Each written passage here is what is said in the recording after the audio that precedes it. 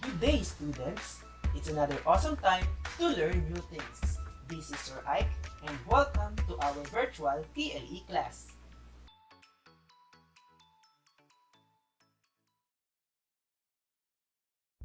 Lord, true source of light and wisdom, give me a keen sense of understanding, a retentive memory, and the capacity to grasp things correctly.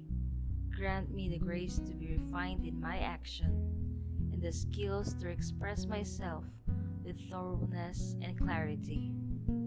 Be with me at the start of my work, guide its progress, and bring it to success.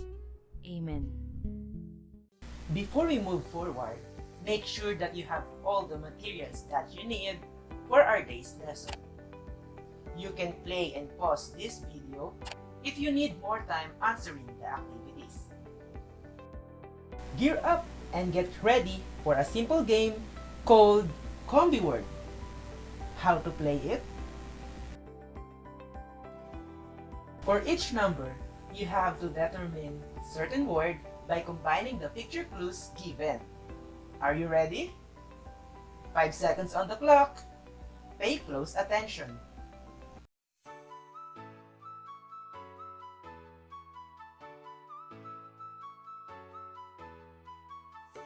What do you think is the hidden word by combining these pictures?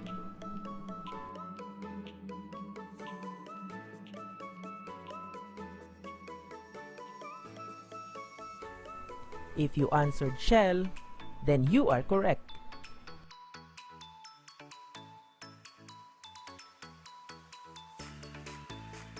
What about these pictures?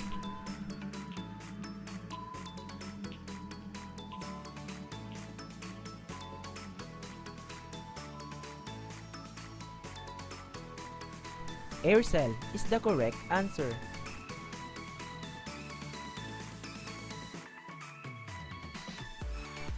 Let's try another one. What do you think is the correct answer?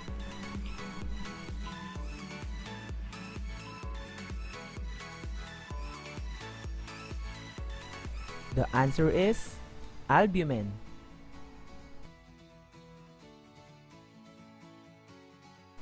Let's try to look at this picture. What do you think is this?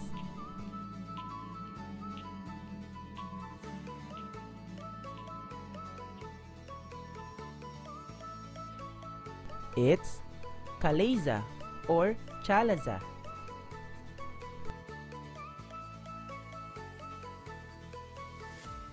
How about these pictures? What do you think is the correct answer?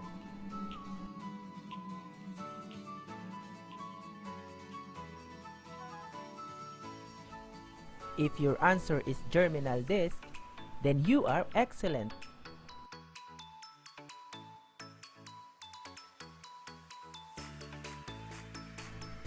Take a look at this one. What do you think is this?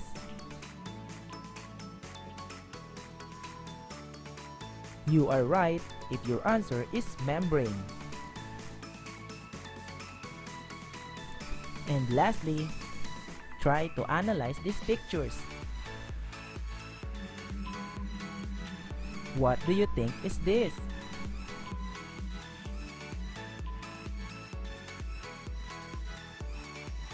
If you answered yolk, you are very nice. Great job! Can you please review the words that we got? What are those again? How can you connect these words to each other? Can you guess what topic are we going to discuss today? If your answers sum up involving an egg, then you got it right. Our lesson title is Physical Structure and Composition of Eggs.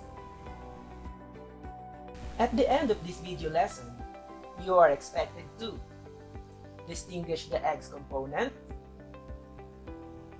value the importance of familiarizing the egg's components, and locate an egg's components. As we begin, let's try to check your prior knowledge. Listen carefully and try to find out the correct answers.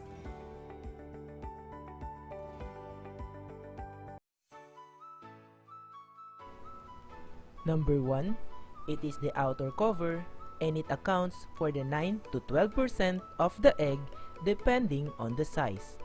Is it A. Caleza, B. Egg white, C. Egg yolk, and D. Shell? The answer is shell is the outer cover of the egg. Number 2, it refers to the product produced from poultry. Is it A. Egg, B. Feather, C. Pan, and D. Shell? The answer is egg is the product produced from poultry. Number 3, this contains a high percentage of fat in an egg. Is it A. Air cell, B. Caleza, C. Egg yolk, and D. Shell?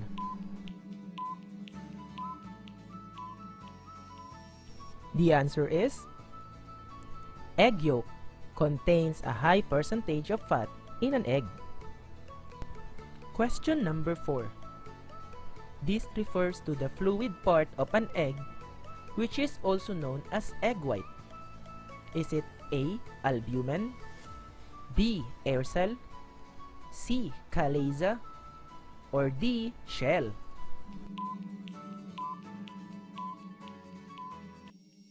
The answer is albumen, also known as egg white. And lastly, number 5. How many membranes you can find on an egg? Is it A. 1, B. 2, C. 3, or D. 4?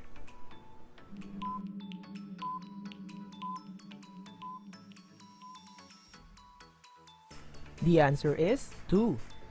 There are 2 membranes you can find on an egg. Job well done! To jumpstart our discussion, let us first define terms which will appear and may bring confusion. Words to define are latibra, oviduct, and ropey. Let's define the word latibra. It is a spherical mass of white yolk located in the center of the yolk. Next is oviduct, a tube that allows for the passage of eggs from an ovary. And lastly, ropey, resembling a rope, especially in being long. I think you are all set. So let's begin. This is a regular egg. Basically, we know few parts: the shell, the yolk, and the egg whites. In the culinary world, egg is referring to as poultry or fowl products. Numerous food items have evidently used egg as an ingredient. Eggs are essential to all kinds of cooking, not only in the preparation, but as food in their own right. An egg has been described as a complete food because they are highly nutritious and used in a range of recipes. Yolks and eggs are used separately. Egg is indeed a convenient food for any meal in and out of the house. But now, what we are about to do is carefully identify an egg's component.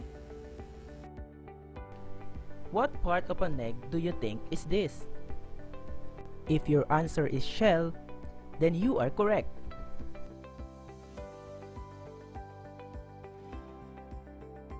Now let us define the word shell.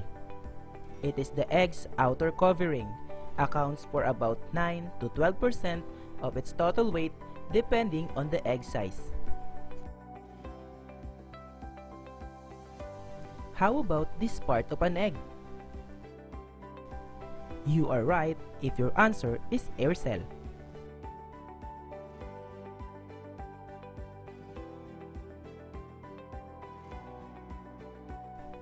Air cell is the empty space between the white and shell at the large end of the egg, which is barely existent in newly laid egg.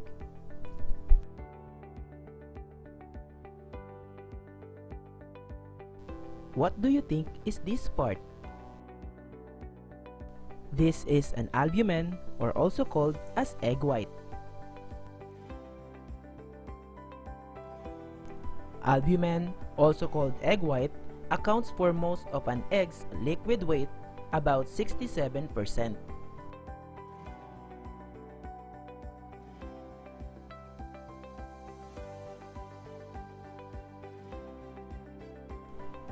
This is produced by the oviduct and consists of 4 alternating layers.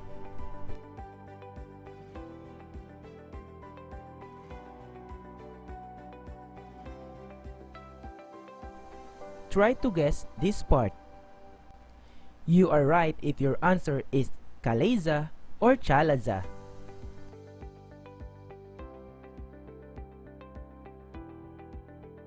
Chalaza or chalaza is the ropey strands of egg white at both sides of the egg, which anchor the yolk in place in the center of the thick white.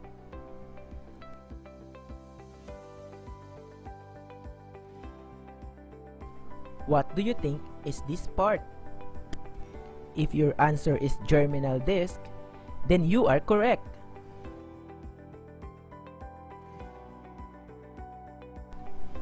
Germinal disc is the entrance of the latebra, the channel leading to the center of the yolk.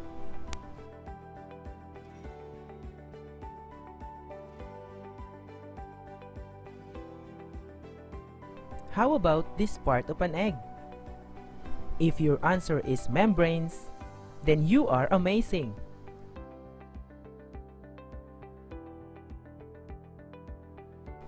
There are 2 kinds of membranes, one just under the shell and the other covering the yolk.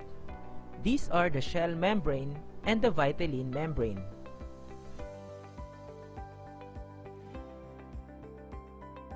And lastly, what part of an egg do you think is this? If your answer is yolk, then you got it right. The yolk, or the yellow to yellow-orange portion, makes up about 33% of the liquid weight of the egg.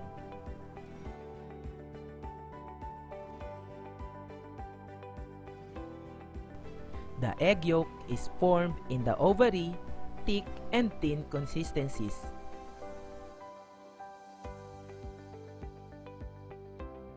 Again, here are the egg's components: the shell, the air cell, albumen or egg white, chalaza or chalaza, the germinal disc, the membranes, and the yolk. Let us have an activity entitled Designate. All you need to do is to label the components of an egg. What do you call this part of an egg?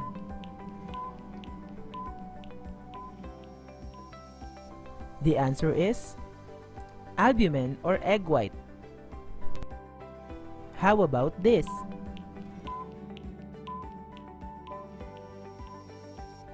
The answer is germinal disc. Can you name this part of an egg? You are right if your answer is shell. What do you call this ropey strand of an egg?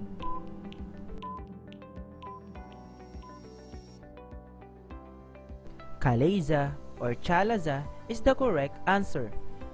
What about this yellow portion of an egg?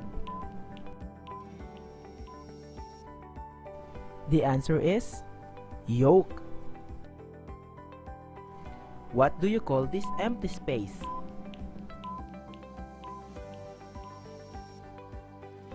The answer is air cell.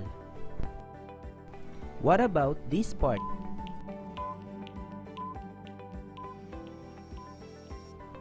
If you answered membranes, then you're correct. To sum it up, why do you think is it important to familiarize oneself with the egg's components? Familiarizing the egg's components can make or enable one to be aware and knowledgeable of its detailed structure. Let us check your understanding by doing this activity. Take a video of yourself locating the egg's components. Let's all watch this video as your reference in doing your output.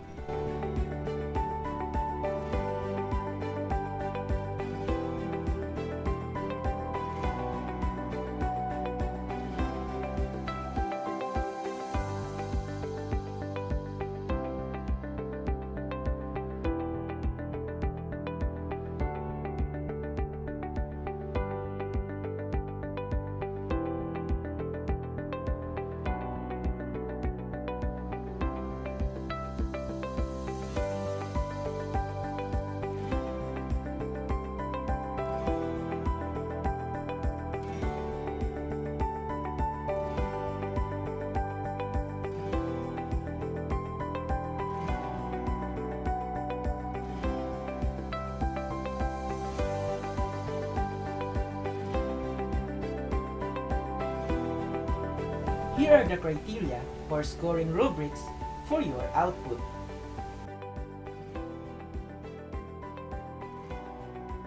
On a clean sheet of paper, answer the following.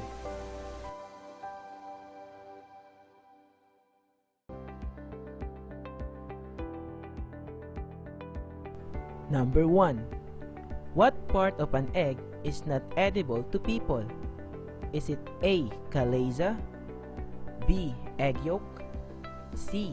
Egg white, or D. Shell?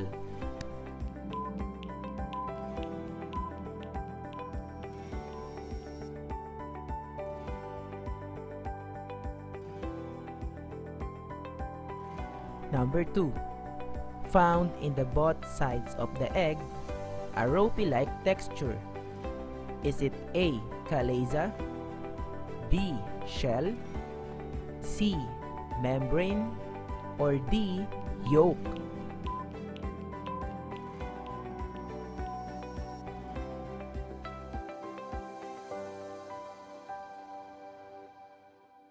Number 3. Another name used for egg white. Is it A. Albumen, B. Air cell, C. Caleza, or D. Membrane?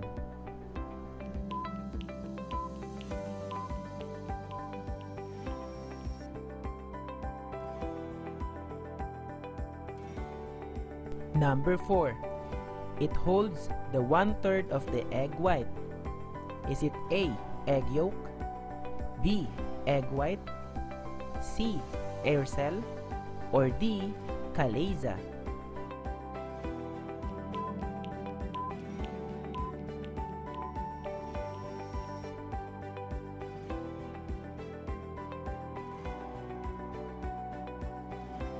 And lastly, number 5. It is the usual normal color of the eggshell. Is it A. Blue, B. Orange, C. White, or D. Brown?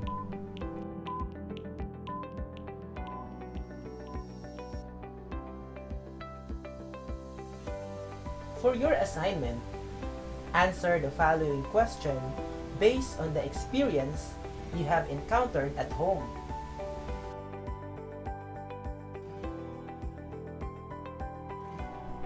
Number 1. Do you consume egg? If yes, how many eggs do you regularly eat in 1 week? Why? If no, why?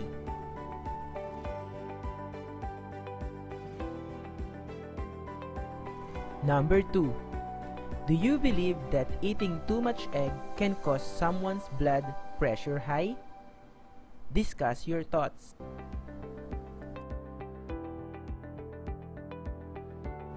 That's all for today. I hope you learned something. See you on the next video lesson.